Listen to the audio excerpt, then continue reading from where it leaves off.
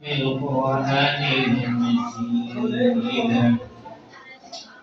إنا أنزلناه في ليلة القدر وما أدراك ما ليلة القدر إلى آخر السورة. وقال رسول الله صلى الله عليه وسلم من صام وقام رمضان إيمانا واحتسابا غفر له ما تقدم من ذنبه أو كما قال النبي عليه الصلاة والسلام. ومحبة الشريك درود الشريف اللهم صل على محمد وعلى آل محمد كما صليت على إبراهيم وعلى آل إبراهيم إنك حميد مجيد. اللهم بارك على محمد وعلى آل محمد كما باركت على إبراهيم وعلى آل إبراهيم إنك حميد مجيد. رب زدني علما رب اشرح لي صدري ويسر لي أمري واحلل عقدة من لساني يفقهوا قولي. الحمد لله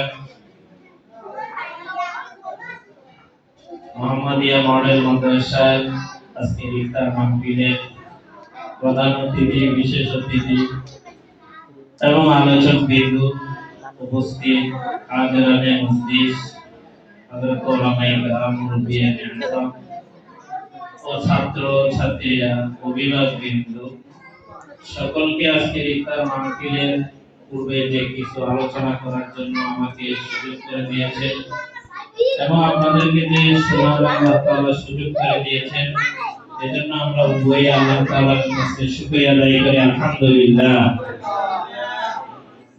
এবং বিশ্বনবী নবী মুহাম্মদুর রাসূলুল্লাহ সাল্লাল্লাহু আলাইহি ওয়াসাল্লামের উপরে আমাদের পক্ষ থেকে, আপনাদের পক্ষ থেকে, সকলের পক্ষ থেকে অসংখ্য দুরূদ এবং সালাম প্রেরণ করলাম। রব্বে কারীম কবুল আর মঞ্জুর করেন, সকলে আমিন আমিন।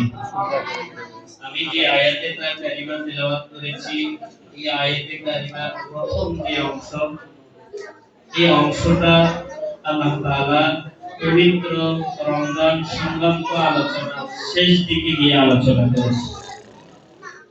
আল্লাহ তাআলা এই আয়াতে কারিমায় তাদের ইবনে কাসির রাহমাতুল্লাহি আলাইহি বলেন, যখন কোন বান্দা আল্লাহ তাআলার যে রমজানুল কারীমের যে মহান হুকুম, পবিত্র রমজানকে, সিয়ামকে ধারণ করা, যে ব্যক্তি এই রমজানের মহান হুকুমকে যথাযথভাবে পালন করবেন, ইবনে কাসির রাহমাতুল্লাহি আলাইহি এই আয়াতের তাফসীরের মধ্যে গিয়ে বলেন, যদি সেই ব্যক্তি আল্লাহর হুকুম রোজাকে যথাযথভাবে পালন করে, আল্লাহ তাআলা সেই ব্যক্তির উদ্দেশ্যে বলেন, ওয়া ইযা সাআলাকা ইবাদি আন্নী ফাইন্নী করিব।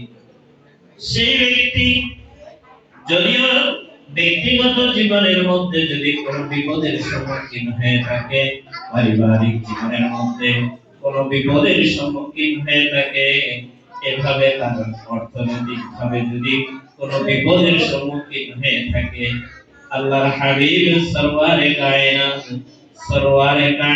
সাল্লাল্লাহু আলাইহি ওয়াসাল্লাম বলেন, সেই ব্যক্তি এই পবিত্র রমজানের রোজার পবিত্রতা রক্ষা করে যদি আল্লাহকে একবার ডাক দিয়ে বলেন, আল্লাহ তাআলা তার সাথে সাথে দোয়া কবুল করে নেবেন। সুবহানাল্লাহ। তাহলে অবস্থা একটু মিষ্টি করেন, অবস্থা বাড়িয়ে দিয়েছে। এই যে পবিত্র রমজান, হাদিসের মধ্যে আল্লাহর রাসূল সাল্লাল্লাহু আলাইহি ওয়াসাল্লাম বলেন, যখন পবিত্র রমজানুল কারীমের চন্দ্র উদিত হয়, আল্লাহ তাআলার আরশের নিচ থেকে একটা রহমতের বাতাসের সূচনা হয়, আর সেই রহমতের বাতাস এটা জান্নাতের মধ্যে গিয়ে লাগে। আর জান্নাতের মধ্যে অবস্থানরত যে মেহমানরা আছেন, যে হুরিয়িনরা আছেন, এই হুরিয়িনরা সেই বাতাসের সুমিষ্ট আওয়াজ যখন তারা পায়, তখন তারা জান্নাতের মাঝখান থেকে জান্নাতের বর্ডারের মধ্যে চলে আসেন এবং সেই সুমধুর বাতাসটা ভোগ করার জন্য তারা এভাবে জান্নাতের শেষ বর্ডারের মধ্যে চলে আসেন। তখন জান্নাতের বর্ডার গার্ড যারা আছে ফেরেশতা, তাদেরকে হাদিসের ভাষায় রিদওয়ান বলা হয়।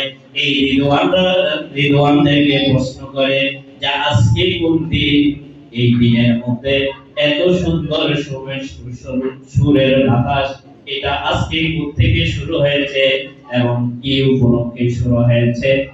যখন এই জান্নাতের ফেরেশতাদেরকে জিজ্ঞাসা ফেরেশতা দারোগা রিদওয়ান বলে যে আজকে দুনিয়ার মধ্যে এভাবে রহমতের চাঁদ, রমজানের চাঁদ উদিত হয়েছে। সুবহানাল্লাহ। যখন এই রমজানের চাঁদ উদিত হয়, এমন রহমতের বাতাস জান্নাতের মধ্যে বিচরণ করে এবং জান্নাতের দরজাগুলি আল্লাহ তাআলা খুলে দেন এবং জান্নাতের ফরিজিনরা এই রোজাদারদের জন্য আল্লাহর কাছে ফরিয়াদ করতে থাকে, আয় আল্লাহ, আমাদেরকে এই জান্নাতের মধ্যে যারা দুনিয়ার মধ্যে আজকে রোজা রাখতেছে, এই রোজাদারদেরকে আমাদের জান্নাতের সাথে, জান্নাতের মধ্যে আমাদের সাথে মিলিয়ে থাকার জন্য তৌফিক দান করুন।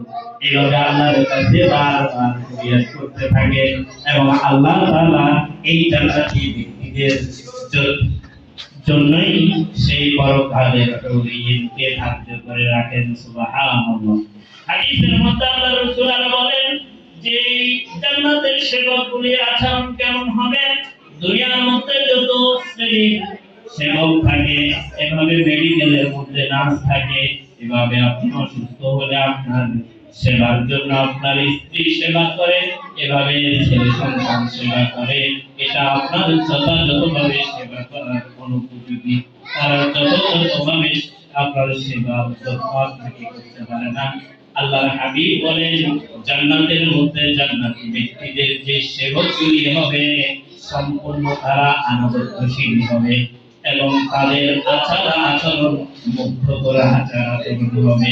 অতএব এই মুগ্ধকর আচার আচরণ করবে সেই ব্যক্তির জন্য যে ব্যক্তি দুনিয়ার মধ্যে রবে আসবে সন্তুষ্টির জন্য রোজা রেখে থাকে।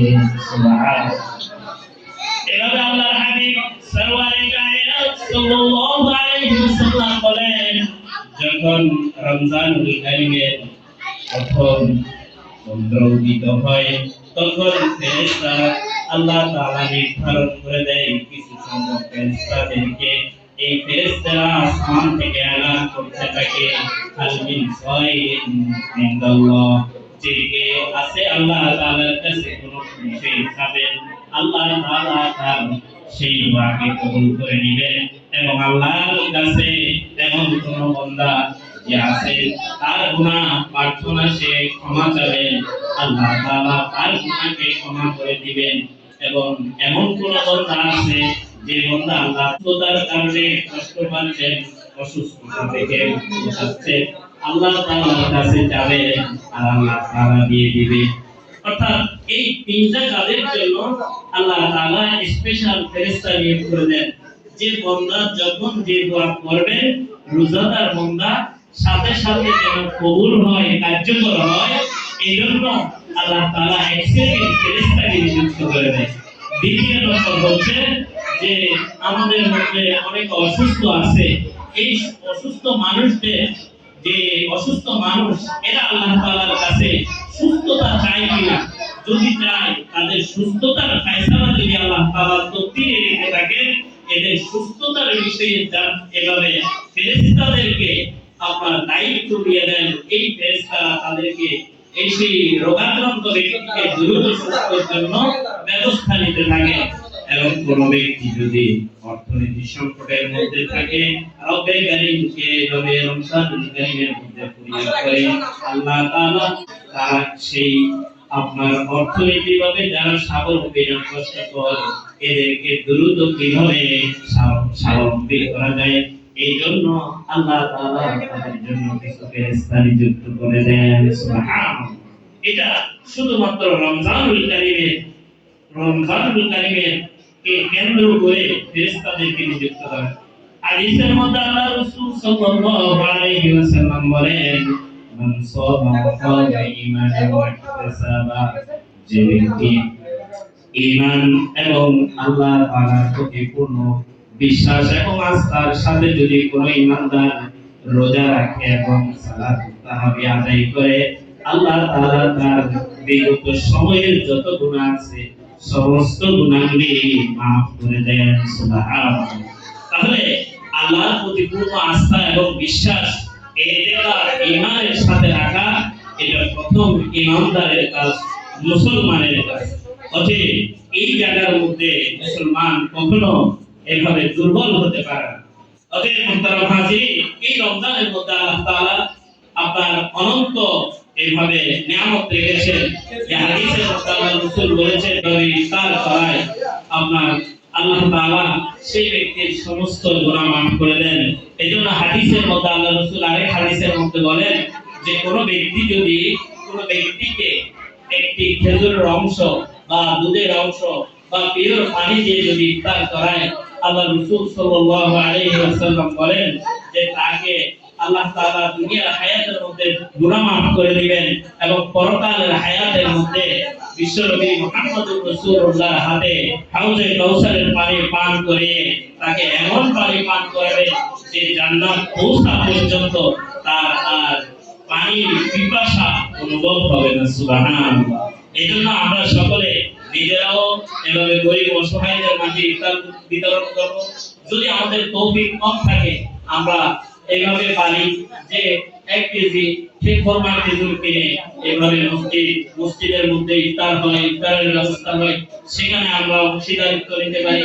এভাবে বিভিন্ন মাদ্রাসার মধ্যে ইফতারের আয়োজন করে সেখানে আমরা অংশীদারিত্ব নিতে পারি।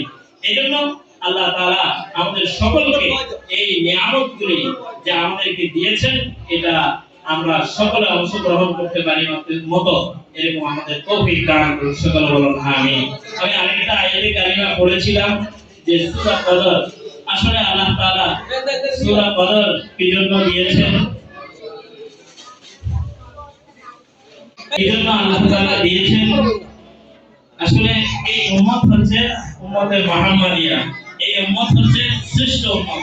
এজন্য আল্লাহ তাআলা কালামুল্লাহর মধ্যে বলেন, কুনতুম খায়রা উম্মাতিন উখরিজাত লিন-নাস, যে আমি